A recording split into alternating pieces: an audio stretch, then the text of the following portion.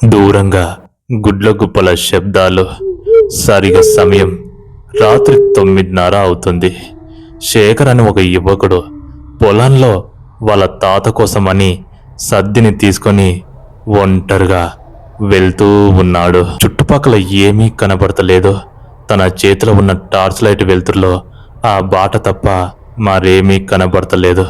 అలా శేఖర్ ముందుకు చుట్టూ చూసుకుంటూ వెళ్తూ ఉండగా ఒక్కసారిగా తన గుండె అదిరిపోయినంత పని అయిపోయింది. మరి ఆ రోజు శేఖర్కి ఏం జరిగింది? శేఖర్ ఎందుకు భయపడ్డాడు? అసలు శేఖర్ బ్రతికాడా, చనిపోయాడా? ఏం జరిగిందో తెలుసుకోవాలంటే ఈ స్టోరీని మీరు చివరిదాకా చూడండి. నిజంగా చాలా భయంకరంగా ఉంటుంది. Don't skip. ఆ ఊరు పేరు ముత్యాలమ్మపురం.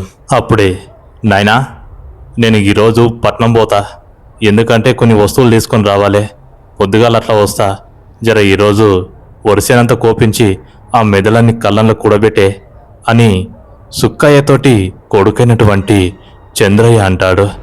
గట్లనే బిడ్డ, పోయిరా, కానీ తొందరగా రా, పైలంగా పోయిరా అని సుక్కయ్య అంటాడు. అవునాయనా, ఈరోజు పోయి పొద్దుగాల కల వస్తా. గడ దోస్తుగాడు ఉంటాడు, గాంతోటే ఉండి పొద్దానంగా వస్తా. బస్సులు కూడా సరిగా లేవు కదా అని అనగానే సుక్కయ్య దానికి సరే అంటాడు. అప్పుడు చంద్రయ్య కొడుకైనటువంటి శేఖర్తో, రే శేఖర్, ఈరోజు పొలం కాడికి పోయి ఆ చేనంతా కోపించి తాతకు సహాయంగా ఉండరా, నేను పొద్దుగాల వస్తా అని అంటాడు. అప్పుడు శేఖర్, సరేనాయనా, తాత నేను పొలం కాడ ఉంటాంలే అని అనగానే ఇంకా చంద్రయ్య ఆ రోజు పొద్దుగాలని ఆ ఊర్లోకి వచ్చినటువంటి బస్ ఎక్కి పట్నానికి వెళ్ళిపోతాడు. ఇంకా సుక్కయ్య మనవాడు శేఖర్ ఇద్దరు కలిసి కోడలతో కలిసి పొలంకాడికి పోతారు. పొలంకాడికి పోగానే కూలీలు చాలామంది వచ్చారు. ఇంకా పొలాల్లో పండినటువంటి ఆ వరిసెని కోపిస్తున్నారు. పొడవాలతోటి కోస్తూ పాటలు పాడుతూ సరదాగా ఆ మెదంతా తీసుకొని వచ్చి ఇంకా కళ్ళంలో కూడబెట్టారు. మెద బాగా పడింది. సుక్కయ్య కళ్ళల్లో ఆనందం. శేఖర్ కూడా సంతోషపడ్డాడు. ఈసారి పంట బాగా చేతికొస్తుందని సంతోషపడ్డారు. ఆ పొలం దగ్గరికి వెళ్ళడానికి 2 దారులు ఉంటాయి. ఒకటి మట్టి రోడ్డు, ఒకటి పిల్లబాట. ఆ పిల్లబాట గుండి పగలు పూటనే వస్తారు, కానీ రాత్రి అయితే ఎవరు రారు. ఇంకా ఎక్కువ శాతం ఈ మట్టి రోడ్డు పైన వెళ్తారు. ఆ రోజు కూలీలంతా కలిసి ఆ మెదనంతా ఆ దొడ్డి దగ్గర ఉన్న కళ్ళంలో కూడబెడతారు. ఇంకా సాయంత్రం లోపు కూలి వాళ్ళందరూ ఆ రోడ్డు పోటీ ఇంటికి వెళ్ళిపోతారు. అప్పుడు సుక్కయ్య కోడలతోటి ఇలా అంటాడు, అమ్మ కోడలు పిల్ల, నేను ఇప్పుడు ఇంటికి ఏం రాను, రాత్రికి ఈయనే ఉంటా. చూశావు కదా, మెద బాగానే పడింది. ఎవరైనా దొంగన కొడుకులు వచ్చి ఈ మెదను తీసుకెళ్తారు. కాపలు ఉండకపోతే కష్టమవుతుంది. ఈడ ఉంటే ఎవడు రాడు అని కోడలతోటి సుక్కయ్య అంటాడు. మరి బువ్వయ్యట్ల మామ అని కోడలు అనగానే అప్పుడు సుక్కయ్య, మన శేఖర్ గారితో పంపమ్మా, తొందరగా సర్ది చేసి పంపిస్తే వాడు పొద్దున్నగానే ఇంటికి పోతాడు అని అనగానే సరే మామ అంటూ ఇంకా శేఖర్ ఇద్దరు కలిసి, తాత నేను పోతున్నా, మరి నీకు బువ్వ తీసుకొని వస్తా అని అనగా మంచిది మనవడా అంటూ ఆ తాత ఇంకా ఆ పొలం దగ్గరనే ఆ కళ్ళంలో కూర్చొని ఉన్నాడు. అలా ఇంకా శేఖర్ వాళ్ళ అమ్మ ఇంటికి చేరుకున్నారు. తర్వాత వెళ్ళాక శేఖర్ ఊర్లోకి బలాదూర్ తిరగడానికి పోయాడు. ఇంకా వాళ్ళ అమ్మ వాళ్ళ మామ కోసం అన్ని రొట్టెలు సద్ది ఇంకా అన్ని సిద్ధం చేసి పెట్టింది. శేఖర్ గాడు 8:30 అయినా కూడా ఊర్లోకి వెళ్ళి ఇంటికి రాలేడు. ఈ పోరగాడు యాడికి పోయిండో ఏమో, ఈతో ఏషమైపోయింది. పొలంకాడ మామ ఆకలితోటి ఉంటాడు, ఇడు గీయాలలో బయటికి పోయిండు, ఈయనతో చాలా ఏషం ఉంది నాకు అంటూ తల్లి ఇంటి దగ్గర చీదరించుకుంటుంది. అలా మొత్తానికి సమయం 9 అవుతుంది. 9 అయ్యేలోపు ఏం మెరుగనట్టు శేఖర్ గాడు ఇంటికి వచ్చాడు. ఏరా శేఖరా, నీకు ఏం పనిపాట లేదురా, పొలం కాడికి రాగానే ఊర్లోకి పోతావు. దోస్తుగాలతో అంత ఏముంటుందిరా నీకు? తాత ఆకలితోటి వస్తాడా? నువ్వు ఇప్పుడు బువ్వ తీసుకొని పోకపోతే రేపు పొద్దుగాల మీ నాయన వచ్చినంటే తిడతాడు అని అనగానే, గట్లేందమ్మా, నేను గీడికే పోయినా, దోస్తుగాలతో ఒక ఇంపార్టెంట్ పని ఉండే, గట్లని మాట్లాడకుండా కూర్చున్నా. ఈ 9 గంటలకు తినకపోతే ఏమవుతుందే? తాత గట్టాడు, ఏం కాదు, నేను ఇప్పుడు తీసుకుపోతానులే అంటూ, తీసుకుపోతావు, నీకు చీకటైంది కూడా తెలియదారా, అసలే పరిస్థితులు బాగలేవు అని అనగా, అమ్మా నువ్వు భయపడకే, నేను ఉన్నాను కదా, నేను తీసుకుపోతా, నాకు అన్నం పెట్టి తొందరగా తింటా అని శేఖర్ అనగానే ఇంకా తల్లి కొడుకు మీద ప్రేమతోటి అన్నం పెట్టింది. ఇంకా శేఖర్ కడుపు నిండా తిని ఇంకా వాళ్ళ తాతకు కట్టిపెట్టిన సద్దిని తీసుకుంటాడు. అలా సద్ది తీసుకొని చేతిలో ఒక టార్చ్ లైటు ఒక కర్ర కూడా తీసుకుంటాడు. ఇంకా సద్దిని తీసుకుంటూ ఉంటే అప్పుడే వాళ్ళమ్మ, నాయన శేఖరా, నువ్వు వెళ్ళేటప్పుడు రోడ్డు పోటే వెళ్ళు, ఒకవేళ వస్తేనేమో తొందరగా రా, రాకపోతే అక్కడనే తాతతోటి ఉండు, కానీ తొందరగా వెళ్ళిపోతా అని ఆ మధ్య బాట పోటీ మాత్రం పోకురా రేయ్ అని తల్లి అంటుంది. అప్పుడు శేఖర్ నవ్వుకుంటూ, అమ్మా ఎందుకే అంత భయపడతావు, ఆ బాట పోటీ పోతే తొందరగా పోతాం కదా, తాతకు సర్ది తొందరగా ఇచ్చొస్తా అని అనగానే, రేయ్ పిచ్చి పట్టిందా నీకు, చెప్పింది విను, తాత కూడా చెప్పింది కదా ఆ రోడ్డు పోటీ రమ్మని, నువ్వు అట్లా పోకు అని అంటూ ఉండగా, ఎందుకమ్మా గంతగానం భయపడతారు, ఆ రోడ్డు పోటీ ఏమైనా దయ్యాలు తిరుగుతున్నాయా అని అనగానే, అవును బిడ్డ, దయ్యాలే తిరుగుతాయి, చీకట్ల గా తోపోటి ఎవ్వరు పోరు నాయనా, పొద్దుగాల పోతారు గాని చీకటి పడితే గా సోట్ల ఎవ్వరు పోరు, నా మాట విను వద్దు అంటూ తల్లి అంటుంది. ఏమైందమ్మా ఎందుకు అని అంటూ ఉండగానే, లేదురా, 3 నెలల కింద శాంతమత్తమ్మ చనిపోయింది కదా, ఆ బొంద ఆ తోపక్కన ఉన్న వాళ్ళ పొలాలని పెట్టిరు, చాలా మందికి శాంతమ్మ గాలిలా కనబడిందని, దయ్యంలా రోడ్డుపైన నిలబడిందని చెప్పుకుంటూ ఉన్నారా, అందుకే చాలామంది పగలపూట కూడా అటుకెళ్ళిపోరు, ఈ రోడ్డు పైన పోతారు అని తల్లి అంటుంది. ఆ మాట విని శేఖర్ నవ్వుకుంటాడు. శాంతమ్మ దయ్యం అవడమా, ఏందమ్మా అంత పిచ్చి పిచ్చిగా మాట్లాడుతున్నావు, ఎందుకు ఇట్లా భయపడతారు, ఈ మూఢనమ్మకాలతోటి ఊరు ఎప్పుడు బాగుపడుతుందో ఏమో, సరే సరే నేను గట్లేం పోను కానీ, రోడ్డు పోటీ పోతానులే, భయపడకే అంటూ ఇంకా సర్ది తీసుకొని చేతిలో కర్ర తీసుకొని చేతిలో టార్చ్ లైట్ పట్టుకొని ఇంకా వీధిలోకి వెళ్ళాడు. ఇంకా గేటు వేసుకొని ఆ సీసీ రోడ్డు పైన మెల్లగా నడుస్తూ అటుగా వెళ్తూ ఉన్నాడు. అప్పుడే ఊరు వాళ్ళందరూ తలుపులు మూసుకుంటూ పడుకుంటూ ఉన్నారు. ఇంకా వాళ్ళ పొలం అక్కడి నుంచి 1 కిలోమీటర్న్నర ఉంటుంది. రోడ్డు పోటీ అయితే 1.5 కిలోమీటర్ల అవుతుంది, ఈ షార్ట్ కట్లో పోతే 1.5 కిలోమీటర్లను పోవచ్చు. అట్లానే ఇంకా శేఖర్ మెల్లగా ఊరు దాటాడు. ఊరు దాటగానే శేఖర్ ఇంకా ఆ మాటలని కొట్టిపారేసి, శాంతమ్మ లేదు గీంతమ్మ లేదు, ఈ దయ్యాలు భూతాలు ఏవి ఉండవు అంటూ ఆ రోడ్డు పోటీ పోకుండా ఒక్కసారిగా ఆ పిల్ల బాటకు మలుతాడు. అలా బాటపోటీ పోతూ ఉంటే ఊరింక దూరం అయిపోయింది. అదంతా ఒక మనుషులు నడిచేంత విధంగానే తోవ ఉంటుంది. ఇంకా రాత్రి ఒక్కడే చేతిలో టార్చ్ లైట్ పట్టుకొని ఆ చిమ్మ చీకట్లో సద్దిని తీసుకొని వెళ్తూ ఉన్నాడు. ఆ దారి పగలు ఎంత అందంగా కనబడ్డా రాత్రైతే మృత్యువులా కనబడుతుంది. బాగా చీకటి, చుట్టుపక్కల చెట్లని టార్చ్ లైట్ వేసి చూస్తే చాలా భయంకరంగా కనబడుతుంది. శేఖర్ మాత్రం భయపడకుండా ధైర్యంగా నడుస్తూ ఉన్నాడు. రోడ్డు పక్కన చెట్లపైన దూరంగా గుడ్ల గుప్పలు భయంకరంగా మూలుగుతూ ఉన్నాయి. ఆ గుడ్ల గుప్పల శబ్దాలు రాగానే శేఖర్కి చిన్నగా భయమైంది, కానీ పట్టించుకోకుండా అలాగే ముందుకు వెళ్తూ ఉన్నాడు. అలా ముందుకు వెళ్తూ ఉండగానే దూరంగా పందుల గుంపు ఒకటి రోడ్డుపై నుంచి దాటింది. టార్చ్ లైట్ను ఆఫ్ చేశాడు. ఇంకా అక్కడే నిలబడ్డాడు. పందులు వెళ్ళినాయని నిర్ణయించుకొని మెల్లగా పోతూ ఉన్నాడు. చుట్టుపక్కలంతా చాలా చీకటిగా ఉంది, ఏమీ కనబడతలేదు. అలా కొద్ది దూరం వెళ్ళగా అక్కడే శాంతమ్మని పూడ్చిపెట్టిన బొంద ఉంటుంది. అది శాంతమ్మ వాళ్ళ పొలం. ఇంకా శేఖర్ మెల్లగా అటుగా వెళ్తూ ఉన్నాడు. బొందకాడికి ఇంకా 30 అడుగుల దూరాన ఉన్నాడు. అక్కడికి రాగానే అప్పటి వరకు శాంతమ్మ పేరు మర్చిపోయి సడన్ గా ఆ దారులకు రాగా ఇంకా శాంతమ్మని గుర్తు చేసుకుంటాడు. గీనే కదా శాంతమ్మతోని పూడ్చిపెట్టింది, ఈమె దయ్యమైతే రోడ్డు పైన ఉండాలి కదా, మరి లేదు అని మనసులో అనుకుంటాడు. అలా నవ్వుకుంటూ మెల్లగా ముందుకు అడుగులు వేస్తాడు. అలా వెయ్యగానే శాంతమ్మ బొంద ఇంకా 10 అడుగుల దూరాన ఉంది.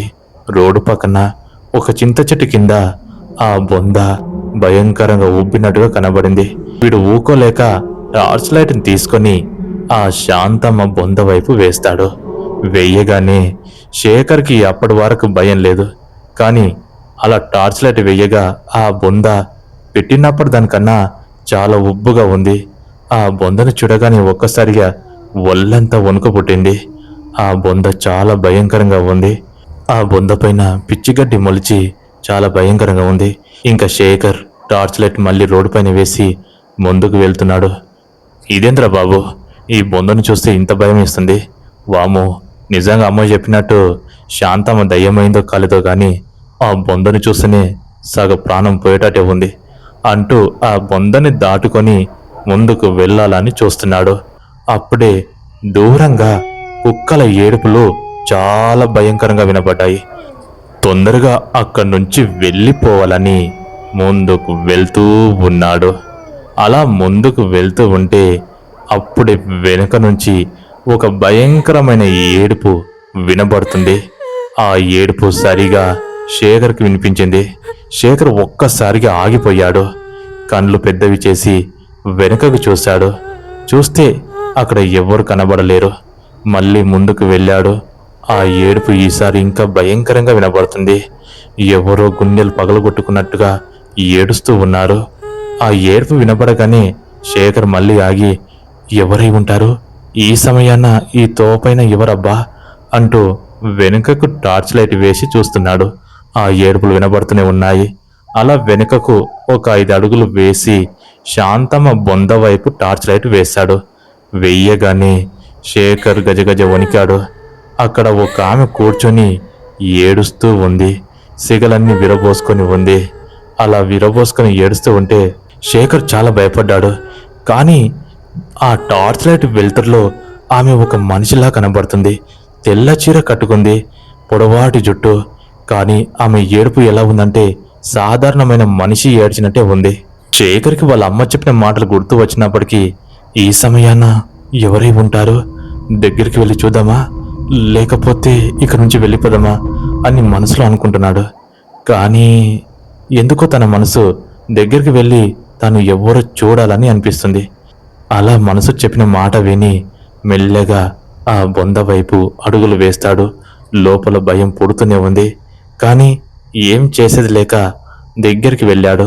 అలా వెళ్ళి టార్చ్ లైట్ వేసి చూస్తే ఆ టార్చ్ లైట్ వెలుతురులో ఆమె చాలా స్పష్టంగా తల వంచుకొని ఏడుస్తూ ఉంది. ఆ ఏడుపు ఎలా ఉందంటే నరకంలో యమధర్మరాజు బాండిలో వేసి దేవుతుంటే ఎంత ఏడుస్తారో అంతటి నరకంగా ఏడుస్తుంది. ఈసారి ఏడుపు చాలా భయంకరంగా మారింది. ఇంకా శేఖర్ వెనుక నుంచి వెళ్ళి, అమ్మా, ఈ ఎవరు నువ్వు? ఈ బొందకాడ ఎందుకు ఏడుస్తున్నావు? ఈ శాంతమ్మ బొందకాడ నీకేం పని అని అంటూ ఉండగా ఆమె ఏడుపు ఆపకుండా అలాగే ఏడుస్తూ ఉంది. నిన్నే అమ్మా, ఎందుకు ఏడుస్తున్నావిడా అని భయపడుతూ కాస్త ధైర్యంగా అడిగాడు. కానీ ఆమె సమాధానం చెప్పకుండా అలాగే ఏడుస్తూ ఉంది. శేఖర్కి ఏదో అనుమానం వచ్చింది. ఏమైందమ్మా, పిలుస్తుంటే పలకడం లేదు, ఎవరు నువ్వు, ఎందుకు ఇక్కడ ఏడుస్తున్నావు అని కాస్త వణుకుతున్న స్వరంతో అంటూ ఉంటే అప్పుడే అక్కడ ఉన్న ఆమె ఆ బొందపై నుంచి పైకి లేచింది. అలా లేచి నిలబడింది. నిలబడగానే తనకు ఒక్కసారికి భయం వేసింది. 2 అడుగులు వెనుకకు వేశాడు. అలా తన ముఖం కనబడకపోయేసరికి, ఎవరమ్మా, నీ ముఖం అసలు కనబడతలేదు అంటూ ఉండగానే అప్పుడే పెద్ద గాలి వచ్చింది. ఆ గాలి రాగానే తన జుట్టంతా వెనుకకు వెళ్ళిపోయింది. అప్పుడు ఆ టార్చ్ లైట్ వెలుతురులో అక్కడ ఉన్న ఆ శాంతమ్మ ముఖము తనకు స్పష్టంగా కనబడింది. ఆ ముఖాన్ని చూడగానే శేఖర్ చాలా భయపడ్డాడు. ఇప్పుడు అది శాంతమ్మలాగా లేదు. చాలా భయంకరమైన రూపంలో ముఖమంతా పుచ్చిపోయి కళ్ళని మెరుస్తూ పురుగులు వెళ్తున్నాయి. తన రూపాన్ని చూసి శేఖర్ గట్టిగా అరిచాడు. రే అల్లుడా, ఎటు పోతున్నావురా? ఈ అత్తను చూడకుండా పోతావా? అత్తతో మాట్లాడకుండా వెళ్తావా? రారా శేఖరా, నీకోసమే ఎదురు చూస్తున్నాను. ఏదో సర్ది తీసుకుని పోతున్నట్టున్నావు కదా, ఆకలిగా ఉందిరా, సర్ది పెట్టురా, తింటాను అంటూ అది వికటహాసం చేస్తూ శేఖర్ ముందలా దూకింది. శేఖర్కి నోట్ల మాట రాలేదు. వాళ్ళ అమ్మ చెప్పిందే నిజమైంది. గజ గజ వణుకుతున్నాడు. శాంతమ్మత్త, నువ్వు నువ్వు అంటూ భయపడుతూ ఉంటే, నేనేరా శాంతమ్మత్తని, భయపడకు, ఏమి చెయ్యను, నా దగ్గరికి రా, ఆ సర్ది ఇవ్వరా, ఆకలేస్తుంది అంటూ అది ఒక భయంకరమైన గొంతుతో అనగా శేఖర్కి ఇంకా అక్కడి నుంచి ఉండాలని ఆలోచన లేదు. పారిపోవాలని చూస్తాడు. రే శేఖర్, రారా, దగ్గరికి రా. ఈ అత్తతో మాట్లాడి చాలా రోజులైంది కదా, రా శేఖరా అంటూ అది అడుగులు తీసుకుంటూ మెల్లగా ముందుకు వస్తూ ఉంది. శేఖర్ ఇంకా భయపడి ఆ సద్దిని అక్కడే వేసి అమ్మా అంటూ గట్టి అరుస్తూ రోడ్డు పైన పరిగెడుతున్నాడు. తాత, కాపాడు తాత, తాత అంటూ కేకలు పెడుతూ ఉన్నాడు. వెనకాల అది వికటహాసం చేస్తూ తన వెంట పడుతుంది. రే, ఎటు వెళ్తావురా, నేను ఎక్కడికి పోనివ్వను, లేక లేక నా దారిలో వచ్చావు, ఎలా వదిలేసా శేఖరా, రా రా రా అంటూ అది వెనకాల పడుతూ ఉంది. ఇంకా వాళ్ళ పొలం ఒక 100 అడుగుల దూరం ఉంటుంది. శేఖర్ పరిగెడుతూ ఉన్నాడు. ఆ దయ్యం కూడా శేఖర్తో సమానంగా పరిగెడుతుంది. తనతో సమానంగా పరిగెడుతూ ఉంటే దాని రూపాన్ని చూసి ఇంకా వణుకుతూ ఉన్నాడు. తాత, కాపాడు తాత, కాపాడు తాత అంటూ అరుస్తూ ఉంటే ఆ కేకలు ఆ తాతకు వినబడ్డాయి.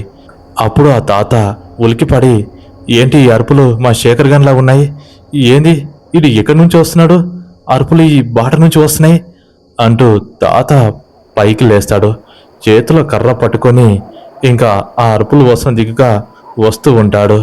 అలా తాత అలా వస్తూ ఉంటే శేఖర్గా టార్చ్ లైట్ పట్టుకొని పరిగెత్తుకుంటూ వస్తూ ఉన్నాడు. అలా శేఖర్ గారిని చూసి, రే మనవడ ఏమైందిరా అంటూ ముందుకు వచ్చాడు. తాత, కాపాడు తాత అంటూ భయపడుతూ ఒక్కసారిగా కింద పడ్డాడు. కింద పడగానే ఆ తాత దగ్గరికి చేరుకోబోతున్నాడు. అప్పుడే తన వెనకాల ఆ శాంతమ్మ వచ్చి శేఖర్ గాని 2 కాళ్ళు పట్టుకొని వెనుకకు లాగుతూ ఉంది.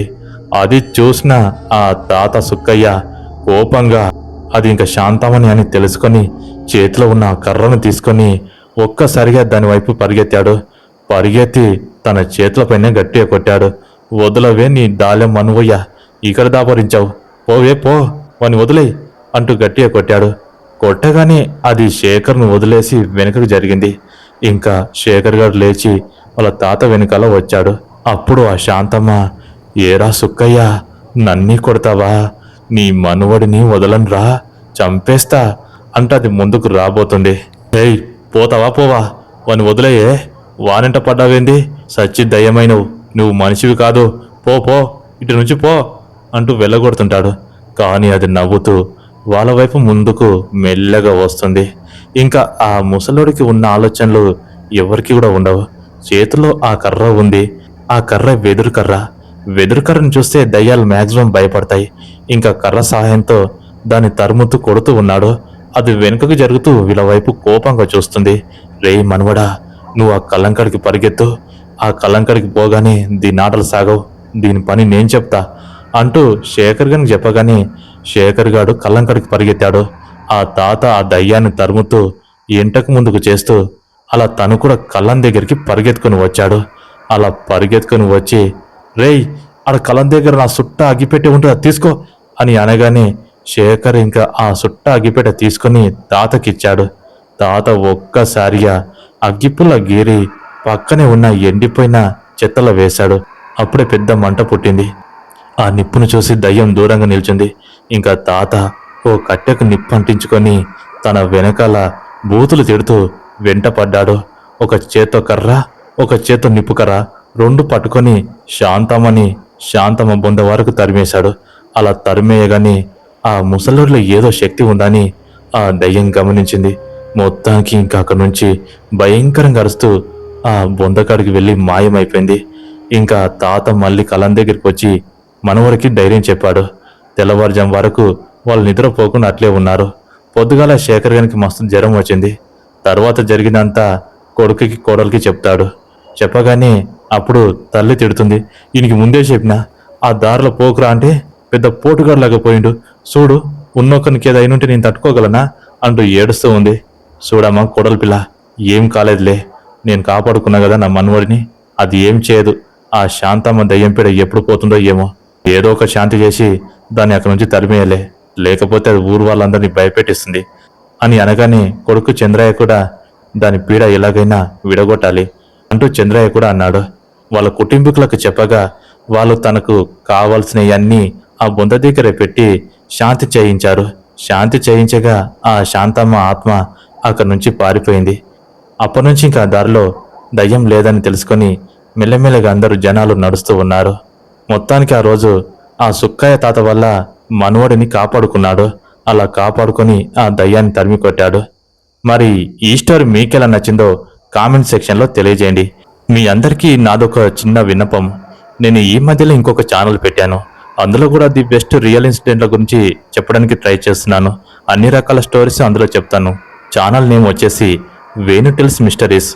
మీరు కూడా ప్రతి ఒక్కరూ ఆ ఛానల్ విజిట్ చేసి నన్ను ఈ ఛానల్ ఎలాగైతే సపోర్ట్ చేశారో ఆ ఛానల్ కూడా అలాగే సపోర్ట్ చేయండి. మీకోసం నేను మంచి మంచి స్టోరీస్తో వస్తూనే ఉంటాను. మరొక అద్భుతమైన స్టోరీతో నేను మళ్ళీ మీ ముందుకు వస్తాను. అంతవరకు సెలవు. జై హింద్.